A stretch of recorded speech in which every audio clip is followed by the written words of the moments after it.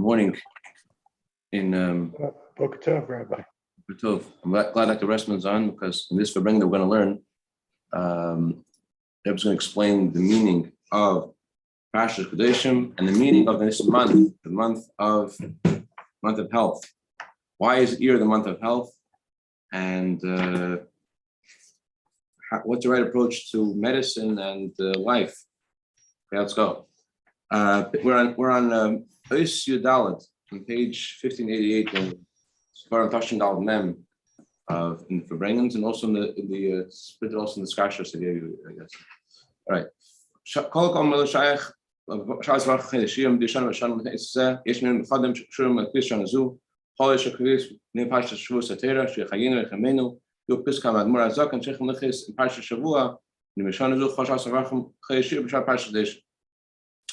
There are instructions that Hashem gives us in the Shabbos that blesses the month of Iyar every year. In addition, there are special things which are connected to the way every year is set up.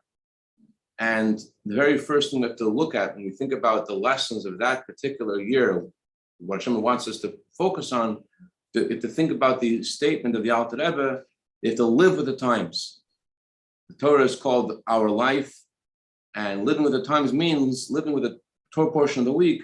So there's something we need to learn from the fact that Shabbos, that blesses the month of Iyar, is Parshas Kedoshim. Although this year Shabbos doesn't bless Parshas Achar, bless the month of Iyar, but we are celebrating the first days of Iyar in Parshas Kedoshim. Rosh Chodesh was just on Monday, Sunday, Monday. So we're going to see the connection between Parshas Kedoshim and the theme of the month of Iyar.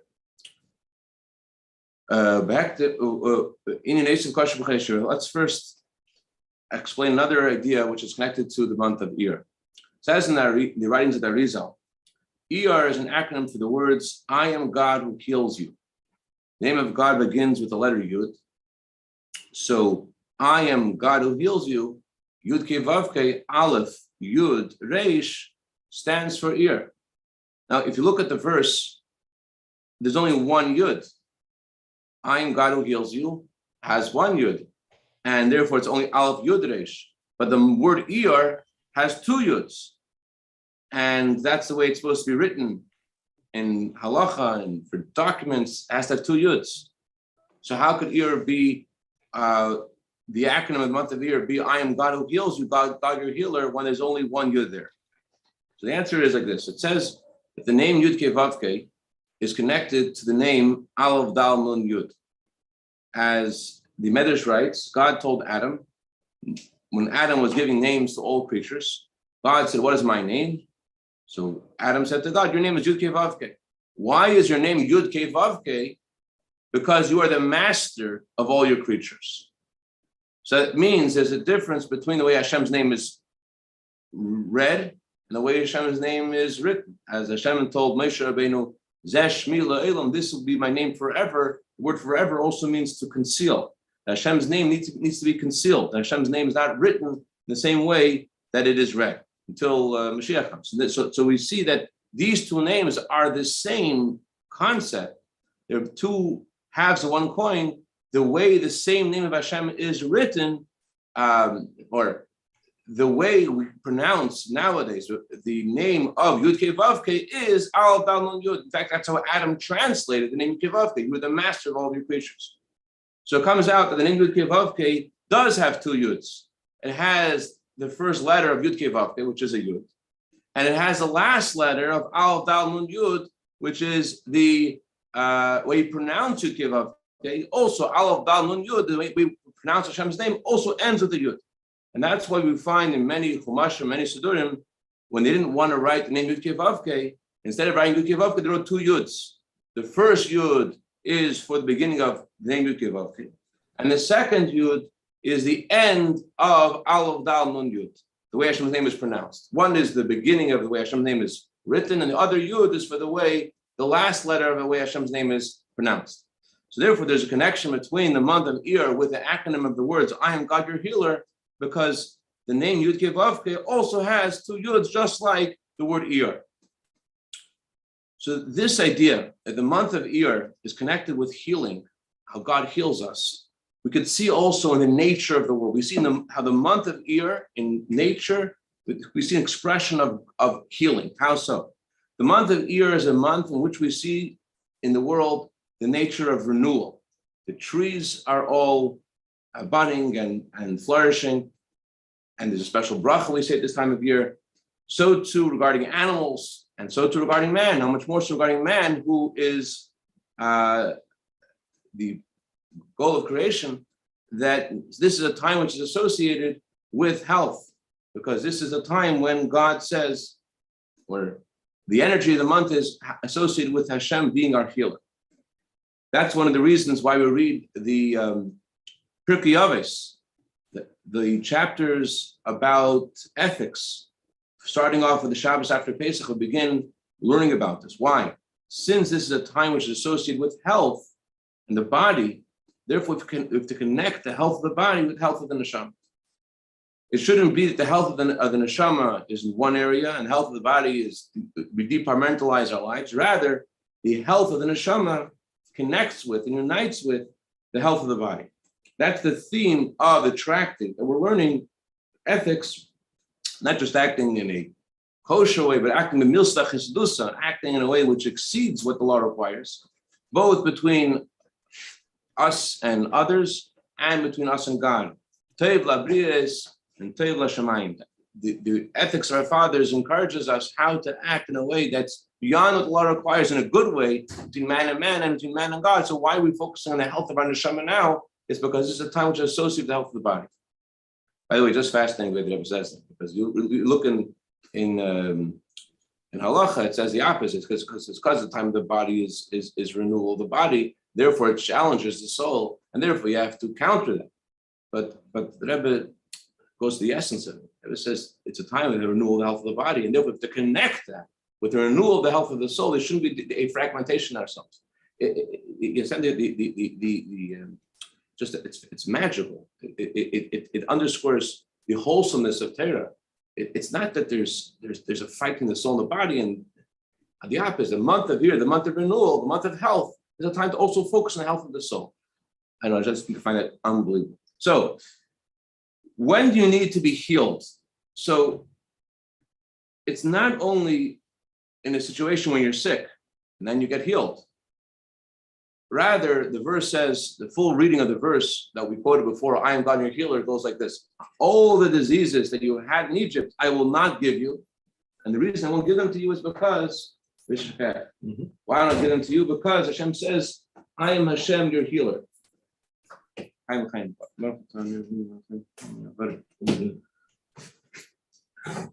Because Hashem says, I am your healer, therefore he says, I won't give you these diseases.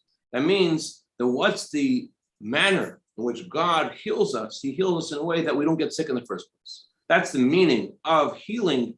It's not only that healing from illness, rather the theme of the month of Iyar is God's kind of healing, where there is no illness in the first place. Now, God's healing comes down to the world through a doctor. As the Torah says, God gives permission to a doctor to heal. V'rape yirape. God grants permission to a doctor to heal. That means God gives permission and a power through that the doctor can serve as a conduit to bring down to the world the healing of God. So to medicine. Medicine is something that in that is invested the power of Hashem to heal. Like the Rebbe Rashab once said, Rebbe doesn't quote it here. Rebbe Rashab once said, I don't believe in the medicine. He believes in other words, what's behind it. So just like in God's healing, there are two different ways God can heal a person. There could be a healing of Reifei Chelon. At first you're sick, and then God heals you.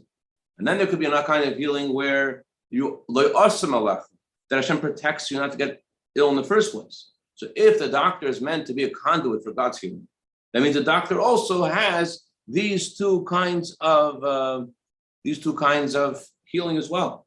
There is the healing the doctor gives through medicine, and then there is a healing that the doctor gives that you don't get sick in the first place. Like Maimonides writes about the proper way to take care of your body. Rambam writes, if you follow what I'm telling you, I can guarantee you you'll never get sick all your life. That means the doctor what he does is he tells the guy how to behave in a way they should not get sick. So He himself didn't follow it. the Ram didn't follow his own advice. One of the things he says about sleep, and he says he Couldn't do it. couldn't do it. So Some other things, but that was one of the main things. you're saying we shouldn't listen to Dr. Chas West. v'shalom. No, chas v'shalom. Make sure. Fine. So because I actually whatever I think that probably nowadays sugar shouldn't be poison. Whatever. Anyways, but it's all my opinion. You have to listen to the doctor. Anyway, so the virtue of the month of Iyar is. Should be poison. There it is. Okay, let's go on. So what's the value? What's the virtue of the month of Iyar? Iyar stands for I am God who heals you, is that even in the healing that the doctor gives, there is, it comes to the garment of the doctor, we have the healing of Hashem. We have the healing in a way that's unique to Hashem, meaning the focus is, the month of Iyar is the healing that you're not getting sick in the first place, that God protects you not to get sick. That's the theme of the kind of healing comes down to the world, that Hashem protects us not to get sick in the first place. And that's what doctors administer, especially in the month of Iyar. They have this that's what the month of Iyar is about. It's about giving the advice in a way that the person doesn't get sick in the first place. So since the healing of the doctor is with the power of God, therefore a doctor must connect his medicine with God. And there's a couple of points of how a doctor has to connect his healing with God. Number one, there's 2 points I makes. The first is, in order to be able to be involved in the healing of the person that turns to the doctor and asks for help in an appropriate way, the doctor has to remove from himself all kinds of selfish motives and I don't know the right word is prejudice, all kinds of assumptions based upon his personal character. He shouldn't think about his personal benefit. Rather, he should think solely about the benefit of the person who is asking for his help. I just realized something. I always wondered why the Rebbe says to ask a doctor as a friend, and I think that's the answer. Only a friend. I'm sure there's more than one right answer. But that's the correct way to approach medicine. The Rebbe says is to remove from yourself all kinds of selfish interests and only focus on the benefit of the other person. So who's better to do that than a friend? So therefore, because a doctor has to do this, he needs to ask God, which is not an easy thing to do. A doctor must ask God that he should have the power to free himself from all kinds of personal self-interests, in order that he shouldn't stumble and make a mistake and do something based upon his self-interests, in order to be able to do medicine the way he needs to. As the Rebbe says, this is the customary, the doctors make this oath. This is, in other words, this is a HIPAA. However, the true perfection in this can only be when his whole approach to medicine is with the paradigm, the knowledge that he is only fulfilling a mission of God. He's doing a mission for the real doctor, the true doctor, and the healer of all flesh. So a doctor has to divorce himself from all kinds of self-interest. He has to ask God to help him do that and to focus solely on the benefit of the patient. And the perfect way of doing that is by the doctor feeling, I'm only a messenger of the real doctor. This is also the reason why the month of Iyar comes after Passover.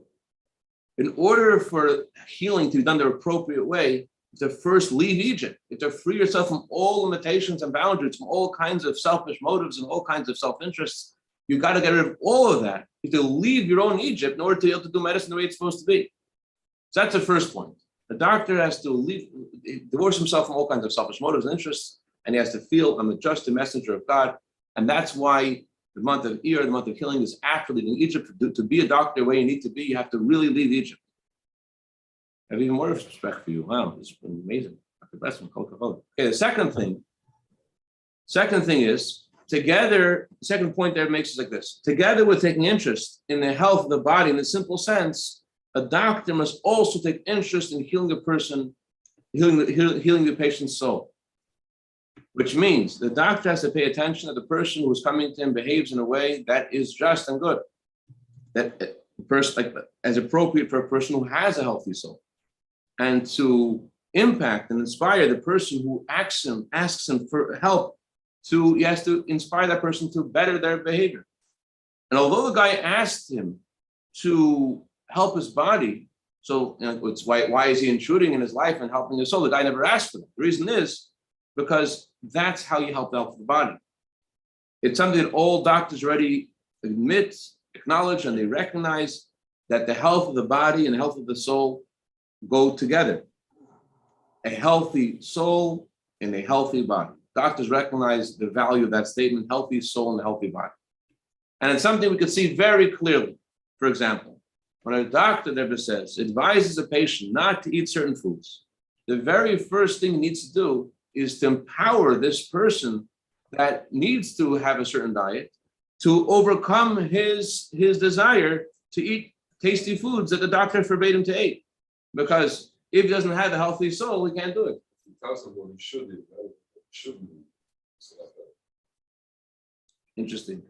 In English, they have this statement saying it says if you resist, persist. Well, you resist, persists. Interesting. Not with the time, if you think about not eating the chocolate cake, you will continue eating the chocolate cake. Wow. Or you make your life a lot more difficult not eating the chocolate cake. Which is exactly the doctor has to be the psychologist to figure out how to give the message in a way that empowers a person, inspires them. In order that he shouldn't, if he lacks in his health in the soul, he will not be able to overcome the desire. As it says, and the palate enjoys the taste. So if he has his palate wants the food, he's not going to be able to resist it. All the doctor's advice won't make a difference. So too regarding the whole connection between the health of the soul and the health of the body, not only in regards to the diet, a doctor must take interest in the health of the soul as well. Dr. Dower, he said that Dr. Chanukov told him, you're not going to take interest in the soul as well, you're wasting your time. So I wouldn't say that so sharply over here, but he says a doctor must take interest in the soul. Why? Because that helps the body. I always wondered about this because a friend of mine was a professor in university, and I saw the letter that he tells me, I said, inspire his students to act in a better way. It's so against the rules of medicine. So no, that's what medicine is about. You are trying to help these people, and therefore you have to help their souls. That's how you help the body. So we learn from all this is as follows: that in regards to healing, which is associated with the month of Iyar, there's an emphasis in this month that the physical things in a Jew's life, the natural things in a Jew's life, a Jew must connect them with God, both regarding the general precept of medicine through a human being.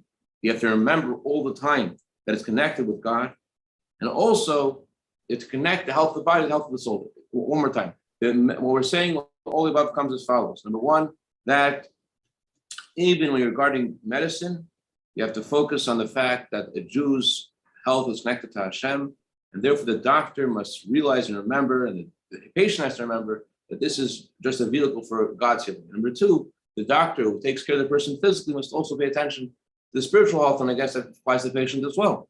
So, of course, it applies to the patient. I never wrote many letters. So, this is similar to what we learned before about the tractate of Aves being learned, the tractate of ethics of our fathers being studied specifically after Passover, the month of Iyar, that the purpose of studying the tractate of ethics now is to bring holiness, heaven, in matters of this world.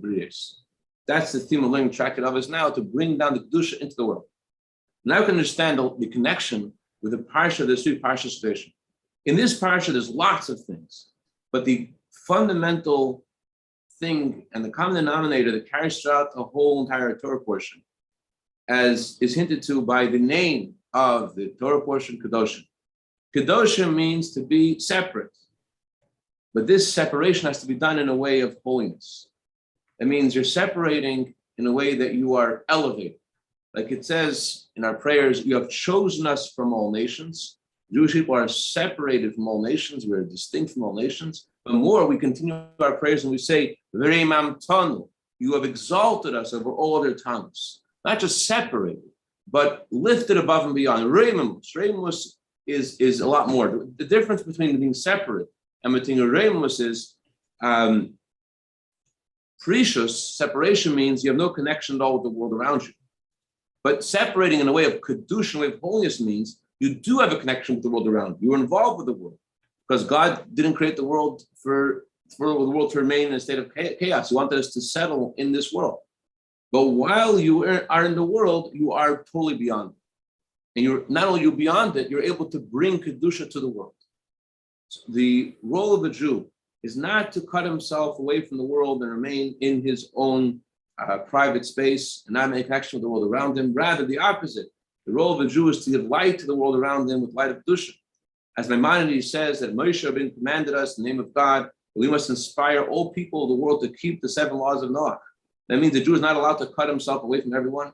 He has to make an effort to impact every place he can by speaking with pleasant words and peaceful words that everyone in the world should act in a way that is just. So too, regarding inspiring other Jews, to inspire and impact as far as your hand can reach, every single Jew should fulfill all the 630 mitzvahs. And since the Torah says you should love your fellow like yourself, it's understood you can't wait until your friend comes over to you and asks you for help. Rather, you have to go, you can't wait till the other guy asks you for help. Rather, you must go by yourself to impact and inspire the other person. And even if the guy tells you, I don't need your help, on the contrary, if he doesn't feel a need, it's he's in a much more sorry state, much more rachmanis. And therefore the responsibility that you have to have for someone who says, I don't need your help, is much greater. So too regarding impacting non-Jews, that even when you meet a non-Jew, regarding to take care of business, you have to use opportunity to inspire that non-Jew regarding all of the 7 laws of Noah. And even if the guy doesn't ask for it, he doesn't want it, and he says the opposite. And that's the message of Kedoshim to you. Kedoshim to you teaches us that a Jew has to act in a way of separation and holiness, that together with him being above the world completely, together with being involved in the world, he is in a way of reimus. He's way above the world while he's involved with it. Because what's his role? His role is to bring Kedusha to the world. So a Jew may ask, how can I have the power to act in such a way, to be holy, to impact and bring Kedusha to the world? We are the smallest of all nations. The answer to this is, God says, you should be holy, Hashem says, because I am holy. Since you're going with the power of God, as God says, I am holy, that's why you should be holy. You're connected to me. So it's not a wonder that you're successful to bring Kedusha to the world, even though you're the smallest of all nations, because regarding vis-a-vis the power you're coming with, the power of Hashem, there's no difference between a minority and a majority. Who cares? You're going with the power of Hashem. And this is a common theme that Parshas Kedoshim has with the idea of healing in the month of Iyar. In both of them, there's an emphasis how a Jew is connected with the world. That even a Jew's material affairs, even a Jew's health, even our mundane is connected with godliness and holiness. As we went through, the bottom line is, what we're learning is that the month of Iyar and Parshas Kedoshim are connected because they're both about the theme of how our most mundane things in our lives are connected with God and holiness and Kedusha. And we're here to bring Kedusha to the world. So therefore, in medicine, again, the 2 points. Number one, that the doctor has to remember, I am only a messenger of God. And he's administering healing, but he feels that this is not him. He's just carrying over the message of Hashem. And he also pays attention. When he heals someone physically, he pays attention to also heal them spiritually as well. And and that's a message from the month of Iyar. That's connected to the Parshas Kedoshim. Parshas Kedoshim is not about just being separate from the world. It's about being way above the world. Therefore, even when you're involved in it, you have to be involved in it. You see yourself and you know you're going with the power of Hashem, and therefore you're able to bring the Kedusha of Hashem into the world. And there's nothing that can stop you because you're going with the power of Hashem. Therefore, it doesn't make a difference if you're one person or a million. You know, from a pure mechanistic point of view, the modern future of medicine is empowering patients to wear what we call a wearable diagnostic devices.